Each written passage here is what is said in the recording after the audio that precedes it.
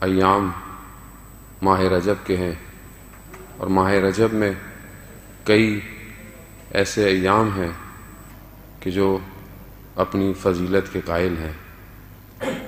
ویسے بھی کوئی بھی دن، کوئی بھی تاریخ ہماری اپنی زندگی سے جب منسوب ہوتی ہے تو یقیناً وہ اپنے کسی بھی واقعے اور اہمیت کی وجہ سے ہم اسے یاد رکھتے ہیں۔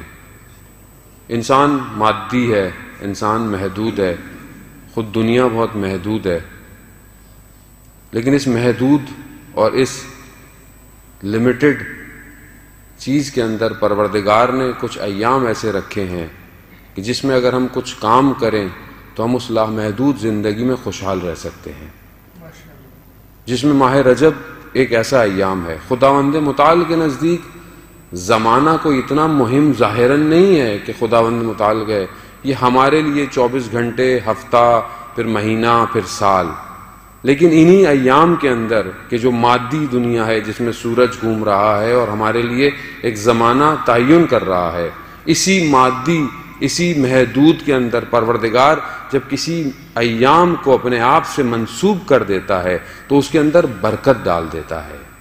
اسی لیے ماہ رجب کو پروردگار نے اپنا مہینہ قرار دیا۔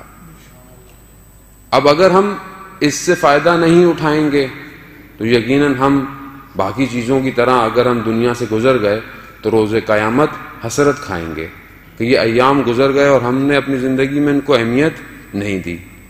ماہ رجب بھی بالکل ایسی ہے۔ یقیناً آپ نے اس سے پہلے گفتگو سنی ہوگی ایام میں، ظاہر ہے اور بھی آپ کے پروگرام پہلے بھی ہو چکے ہیں، لیکن بہرحال توفیق ہوئی ہے، کچھ دن رہ گئے ہیں تو شاید ہو سکتا ہے کہ ہم کچھ دن بہتر گزار سکیں۔ ماہ رجب عرفا کے نزدیک بہار کا مہینہ ہے۔ بہار کس کو کہتے ہیں؟ شکوفہ ہونا، دوبارہ زندہ ہونا، تجدید حیات ہونا۔ جو چیز مرجھا گئی تھی وہ دوبارہ کھلتی ہے، اس کے اندر زندگی آتی ہے۔ عرفہ اس کو بہار کا مہینہ کہتے ہیں۔ کیوں؟ کیونکہ روح کے کھلنے کا مہینہ رجب ہے۔ جو لوگ رجب میں محنت کرتے ہیں وہ شعبان میں اس پہ اور محنت کرتے ہیں، نتیجہ ماہ مبارک میں ان کو ملتا ہے۔ عام زندگی میں کیا ہوتا ہے کہ ہم رجب اور شعبان ہمارے لیے بس کچھ ایام ہیں، ہم اس میں پروگرام کر کر گزر جاتے ہیں۔ پھر ماہ رمضان آتا ہے، ہم سروں پہ ٹوپیاں پہن لیتے ہیں، مسجدوں کا رخ کر لیتے ہیں، لیکن جیسے ہی مہینہ ختم ہو رہا ہوتا ہے ہمیں اپنی ذات میں اپنے آپ کو کہہ رہا ہوں، خدا نخواستہ آپ کو نہیں کہہ رہا، میری اپنی ذات میں دیکھ تبدیلی نہیں آئی مجھے۔ میں نے روزہ رکھا، میں نے سب کیا، مگر وہ جو دعا میرا چوتھا امام کہہ رہا ہے کہ پروردگار کاش کہ یہ مہینہ ختم نہ ہو، لیکن یہ دعا میرے اندر سے نہیں نکلی آج تک۔ میں 40 سال کے نزدیک ہو رہا ہوں، یہ دعا میرے اندر سے نہیں نکلی آج تک کہ پروردگار کاش کہ یہ مہینہ ختم نہ ہوتا۔ کیوں؟ کیونکہ میں نے اس کی تیاری نہیں کی۔ میں کیا ہوں؟ میں کہتا ہوں کب ختم ہوگا، کب چاند نکلے گا۔ کتنا میرے میں اور سیر ائمہ میں تضاد پایا جا رہا ہے۔ کیوں؟ کیونکہ میں نے ان ایام کو درک نہیں کیا۔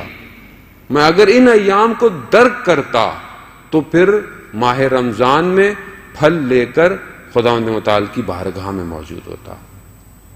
اب اس مہینے کے اندر سب سے زیادہ مہم کیا ہے؟ استغفار ہے۔ استغفر اللہ واسأل التوبہ، یعنی توبہ کرو۔ کیا میں واقعاً کر پا رہا ہوں؟ یقیناً زندگی بہت مصروف ہے۔ اب آپ بولے مولانا صاحب ٹائم نہیں ملتا زندگی، آپ کو کیا پتا؟ مولانا صاحب کا تو کوئی کام نہیں ہوتا، کتابیں پڑھتے ہیں یا مجلسیں پڑھتے ہیں، لوگ سارے مصروف ہیں، لوگوں کے پاس سارے مصروف ہیں، تو آپ کو کیا پتا؟ جاب ہے، یہ ہے، وہ ہے۔ خوب دیکھیں ساری چیزیں اپنی جگہ پر ہیں، مگر کیا خداوند متعال نے جب ہمیں خلق کیا تھا کیا وہ نہیں جانتا تھا کہ انسان آگے والا اتنا مصروف ہو جائے گا؟ تو یہ اتنے سارے جو اس نے ہمارے لیے اعمال بھجوائے اپنے انبیاء کے ذریعے سے، تو کیوں بھجوائے؟ یا تو ہمیں نہیں جانتا تھا، یا تو آپ بولے کہ نہیں پروردگار کو نہیں پتا تھا کہ 21ویں سینچری میں اس فاسٹ سیزن میں رہنے والی جگہ میں ہماری زندگی بہت مشغول ہوگی۔ ایسا نہیں ہے عزیزان محترم، یہ صرف ہم اپنے آپ کو بہانے دے رہے ہیں۔ ہم چاہیں تو اپنی رفتار کو اولیاء کی رفتار کے قریب کر سکتے ہیں اگر چاہیں تو، اور نہ چاہیں تو۔ انبیاء کے دور میں انبیاء بہت کوشش کرتے رہے، لوگوں نے کچھ نہیں کیا۔